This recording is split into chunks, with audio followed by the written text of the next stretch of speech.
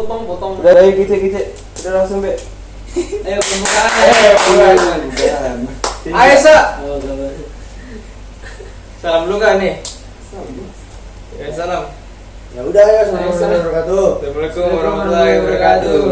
Kita dari kelompok 1 mau menampilkan Cerita tentang perlawanan Minahasa melawan Spanyol dan cerita kedua Perlawanan Mataram melawan VOC. Betul.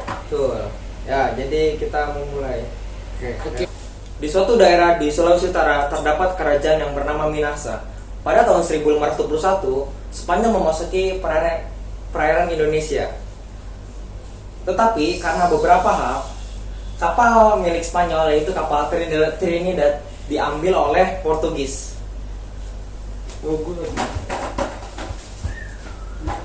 Lalu Spanyol meminta bantuan kepada pelaut Minahasa untuk mengambil balik kapal Trinidad miliknya.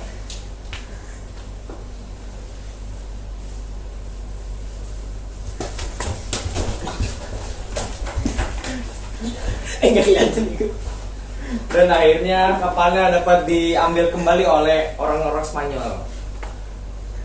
Pada tahun 1550, Spanyol mendirikan benteng di kerajaan Minahasa dengan memberikan kulit sapi dari Benggala India kepada ketua kerajaan Kulit Minahasa. sapi. You know kulit sapi? Yeah. That's kulit sapi. Pada tahun 1644, Ratu Oki diangkat menjadi pemimpin kerajaan di kerajaan Minahasa.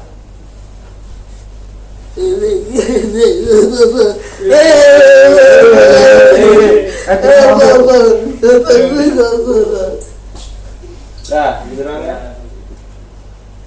Saat itu, Spanyol ingin menguasai komoditi beras yang kala itu adalah hasil andalan kerajaan Minahasa dan melakukan kejahatan terhadap orang setempat, terutama wanita, dan menyebabkan perang.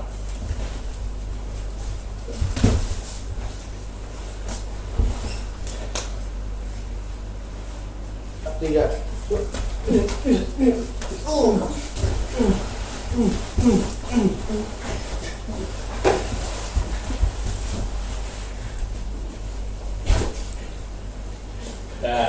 Perang tersebut mengakibatkan matinya Panglima Monde dan 40 tentara orang Spanyol dan juga 9 orang tentara dari kerajaan Minahasa.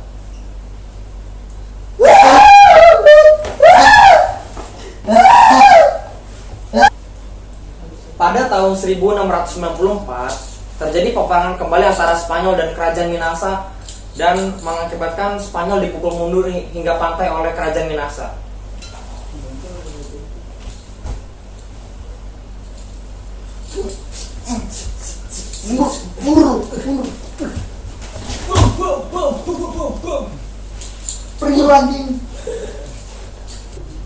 Pada tahun 1694 ditengahi oleh residen VOC antara Spanyol dan kerajaan Minahasa.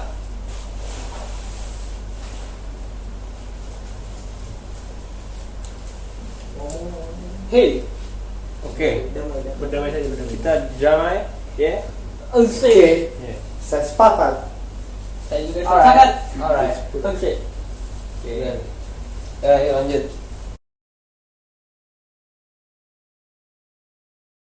Jadi kita akan menampilkan perlawanan Mataram terhadap VOC. Setelah berhasil menguasai Malaka, VOC kemudian memperluas daerah kekuasaannya dengan menguasai daerah-daerah di Nusantara dengan menaklukkan kerajaan-kerajaan yang ada. VOC berhasil mendirikan pusat kekuasaannya di Batavia dan berusaha mempraktikkan monopolinya perdagangan Selat Sunda di Kerajaan Mataram. Sultan Agung memiliki cita-cita untuk mempersatukan seluruh kerajaan di Pulau Jawa, namun hal tersebut mengalami kendala karena hadirnya VOC di Batavia.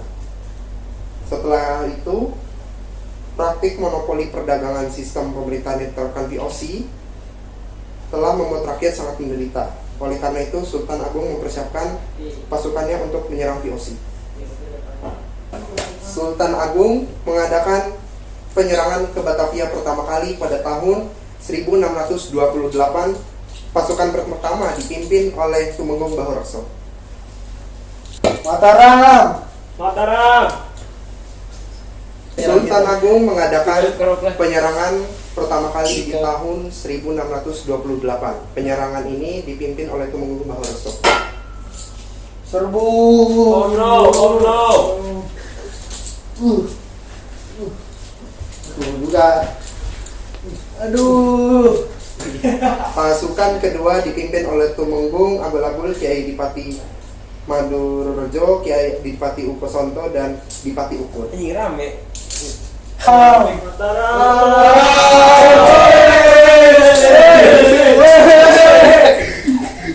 Biasanya tidak seimbang.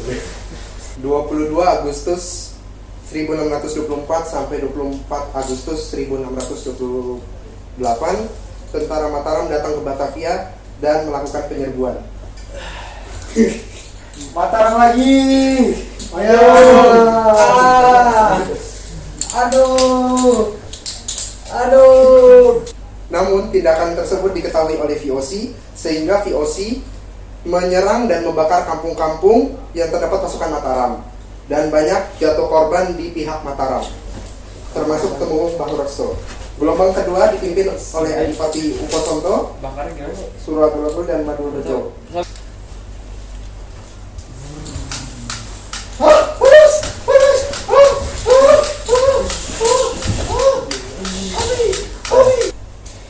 Meskipun Mataram tidak berhasil merebut benteng Batavia dan menundukkan kompeni pada tahun 1628, mereka tidak begitu saja menyerah. Tahun 1629, tentara Mataram berangkat lagi menuju Batavia dengan perlengkapan senjata api.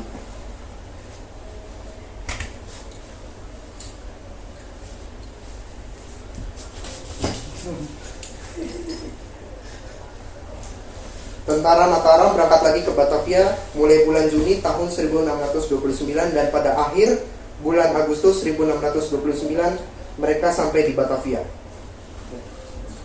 Wah, Batavia. Pada tanggal 31 Agustus 1629, seluruh pasukan Mataram mulai tiba di daerah sekitar Batavia. VOC mengetahui kedatangan mereka untuk kembali menyerbu Batavia. VOC juga mengetahui bahwa pusat persediaan bahan pangan saat itu adalah Tegal. Mereka pun mengirimkan armadanya ke Tegal, di mana perahu-perahu Mataram, rumah-rumah, dan gudang-gudang beras bagi tentara Mataram dibakar habis. Setelah Tegal mendapatkan perusakan, VOC berpindah ke Cirebon. Kota ini mendapat gilirannya. Persediaan padi di sini pun habis dibakar oleh VOC. Bakar, api. Udah tempat ini bekerja terus Cirebon. Nah, terus ayo kita ke Cirebon. Ayo. Mana lagi? Bakar.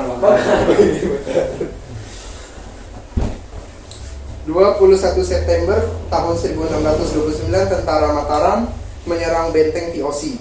Mereka dibiarkan menembak benteng hingga persediaan mesiu habis. Dar, dur.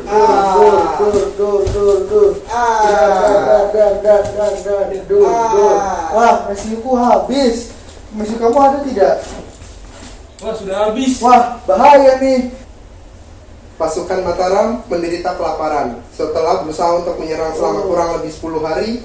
Pada akhir bulan September tahun 1629 mereka mulai menarik diri. Ayo kita mundur. Lapar. Pada tahun 1629, Mataram melakukan penyerangan untuk kedua kalinya di bawah pimpinan Dipati Puger dan Dipati Purabaya. Belajar dari serangan pertama yang gagal, maka diadakan persiapan yang lebih matang sebelum melakukan serangan.